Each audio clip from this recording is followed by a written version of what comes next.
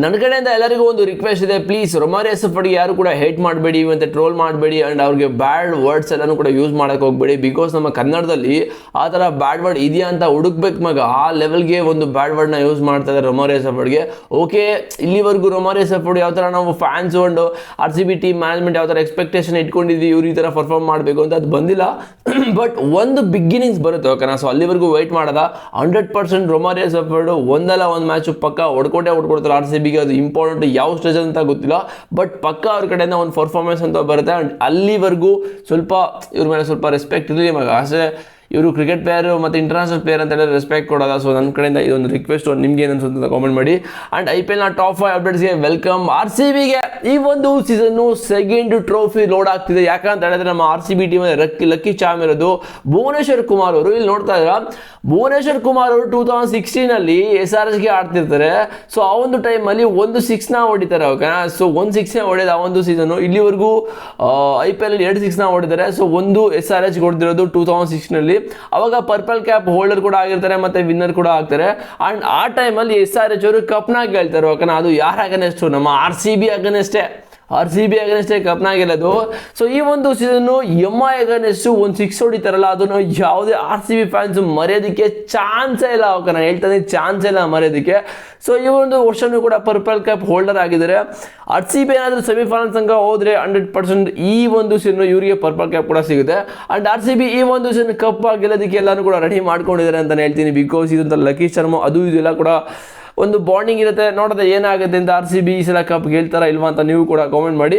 And ಎರಡನೇ update, Mumbai ಇಂಡಿಯನ್ಸಲ್ಲಿ ಹಾರ್ದಿಕ್ ಪಾಂಡ್ಯಗೆ ಆಲ್ಮೋಸ್ಟ್ ರೆಸ್ಪೆಕ್ಟ್ ಕಡಿಮೆ ಆಗಿದೆ ಅಂತ ಅನ್ನಿಸ್ತದೆ. ಯಾಕಂತ ಹೇಳಿದ್ರೆ ಈ ಒಂದು ಸೀಸನ್ ಅಂದ್ಕೊಂಡಂಗೆ ಏನು ಕೂಡ ಆಗಿಲ್ಲ. On the paper Mumbai Indians ಸಕ್ಕ ಸ್ಟ್ರಾಂಗ್ ಆಗಿದ್ದಾರೆ, but on the field nothing ಅಂತ ಹೇಳ್ತೀನಿ ಈ ಒಂದು ಟೀಮ್ನ. ಸೊ ಈ ಒಂದು ಸಲ ಆಲ್ರೆಡಿ ಮುಂಬೈ ಇಂಡಿಯನ್ಸ್ಗೂ ಮತ್ತು ಹಾರ್ದಿಕ್ ಪಾಂಡ್ಯಗೂ ತುಂಬ ಕಾಂಟ್ರವರ್ಸಿಗಳು ನಡೀತಾ ಇದೆ. ಯಾಕಂತ ಹೇಳಿದ್ರೆ ಮುಂಬೈ ಇಂಡಿಯನ್ಸಲ್ಲಿ ಇವಾಗ ಆಲ್ರೆಡಿ ಹಾರ್ದಿಕ್ ಪಾಂಡ್ಯ ಅವರು ಮುಂಬೈ ಇಂಡಿಯನ್ಸ್ ಟೀಮ್ ಅನ್ಫಾಲೋ ಮಾಡಿದ್ರು ಇನ್ಸ್ಟಾಗ್ರಾಮಲ್ಲಿ. ಸೂರ್ಯಕುಮಾರ್ ಯಾದವ್, ತಿಲಕ್ ವರ್ಮಾ, ರೋಹಿತ್ ಶರ್ಮಾ ಎಲ್ಲರನ್ನೂ ಕೂಡ ಅನ್ಫಾಲೋ ಮಾಡೋರಂತೆ. ಆ್ಯಂಡ್ ಇನ್ನಿರೋ ಯಾವ ಮ್ಯಾಚಸ್ ಕೂಡ ಮುಂಬೈ ಇಂಡಿಯನ್ಸ್ಗೆ ಹಾರ್ದಿಕ್ ಪಾಂಡ್ಯ ಆಡಲ್ಲ. ಸೊ ಎಲ್ಲ ಪೋಸ್ಟ್ ಕೂಡ ಡಿಲೀಟ್ ಮಾಡಿರುವಂತೆ ಮುಂಬೈ ಇಂಡಿಯನ್ಸ್ ಅವ್ರದ್ದು ಇನ್ಸ್ಟಾಗ್ರಾಮ್ ಅಕೌಂಟಲ್ಲಿ. And next season Hardik Pandya CSಗೆ ಹೋಗ್ತಾರೆ ಅಂತ ಅಪ್ಡೇಟ್ಗಳು ಬರ್ತಾ ಇದೆ. ಬಿಕಾಸ್ ಈ ಒಂದು ಸೀಸನ್ನು CSಗೆ ಓನರ್ ಹತ್ರ ಮಾತಾಡ್ತಾರೆ ಅಂತ ನಿಮಗೆ ಗೊತ್ತು. ಲಾಸ್ಟ್ ಏನೂ ಕೂಡ ಹಂಗೆ ಆಗಿತ್ತು ಸಂಜು ಸ್ಯಾಮ್ಸನ್ ವಿಚಾರದಲ್ಲಿ. ಬಿಕಾಸ್ ಸಂಜು ಸ್ಯಾಮ್ಸನ್ ಹೋಗ್ಬಿಟ್ಟು CSಗೆ ಓನರ್ ಹತ್ರ ಮಾತಾಡಿದ ತಕ್ಷಣ ಈ ಒಂದು ಸೀಸನ್ ಅವ್ರನ್ನ ಕರ್ಕೊಂಬಂದು ಹಂಗೆ ಟ್ರೇಡ್ನೇ ಮಾಡ್ಕೊಬಿಟ್ರು. ಸೊ ಹೇಳೋಕ್ಕಾಗಲ್ಲ, ಈ ಒಂದು ಸೀಸನ್ ಹಾರ್ದಿಕ್ ಪಾಂಡ್ಯ ಮುಂಬೈ ಇಂಡಿಯನ್ಸ್ನ ಬಿಟ್ಟು ಸೊ ನೆಕ್ಸ್ಟ್ ಸೀಸನ್ನು CSಗೆ ಹೋಗ್ಬೋದು. ಬಿಕಾಸ್ ಆಲ್ಮೋಸ್ಟ್ ಮಗ ಬಾಯ್ ಹೇಳಿದ್ದಾರೆ ಅಂತಲೇ ಹೇಳ್ತೀನಿ ಈ ಒಂದು ಸೀಸನ್ MI ಅವರು ಹಾರ್ದಿಕ್ ಪಾಂಡ್ಯಗೆ.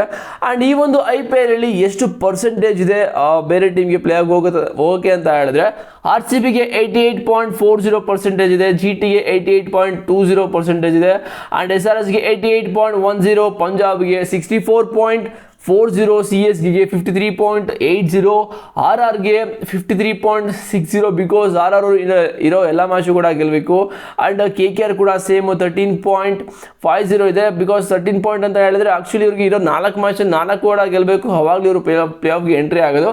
ಸೊ DCಗೆ ಚಾನ್ಸ್ ಎಲ್ಲ 3.20 ಇದೆ. ಸೊ ಇವರೆಲ್ಲನೂ ಕೂಡ ಹೆಂಗಾಗಬೇಕು ಅಂತ ಹೇಳಿದ್ರೆ ಹೆವಿ ಕ್ಯಾಲ್ಕುಲೇಷನ್ ಓಕೆನಾ. ಲೈಕ್ ಅವ್ರು ಸೋಲ್ಬೇಕು, ಇವ್ರು ಗೆಲ್ಲಬೇಕು ಓಕೆ. ಆಮೇಲೆ ಇವರೆಲ್ಲ ಮ್ಯಾಚ್ನೂ ಗೆಲ್ಲಬೇಕು, ಆ ಲೆವೆಲ್ಗೆ ಆಗಬೇಕು. RCBಗೆ ಯಾವ ಥರ ನಾವು ಕ್ಯಾಲ್ಕುಲೇಷನ್ ಮಾಡ್ತಾ ಇದ್ವೋ ಆ ಒಂದು ಸಿನಾರಿಯೋ ಈ ಒಂದು ಟೀಮ್ಗೆ ಆಗಬೇಕು.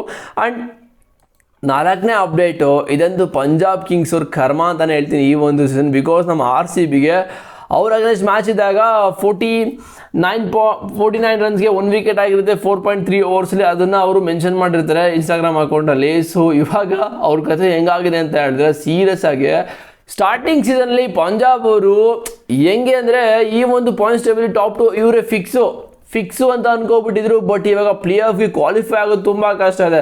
ಬಿಕಾಸ್ ಇರೋ 3 ಮ್ಯಾಚಸಲ್ಲಿ 2ನ ಗೆಲ್ಲೇಬೇಕು. 3 ಮ್ಯಾಚ್ ಅಂತ ಹೇಳಿದ್ರೆ ಈಸಿ ಅಂತೂ ಇಲ್ಲ ಅವರಿಗೆ.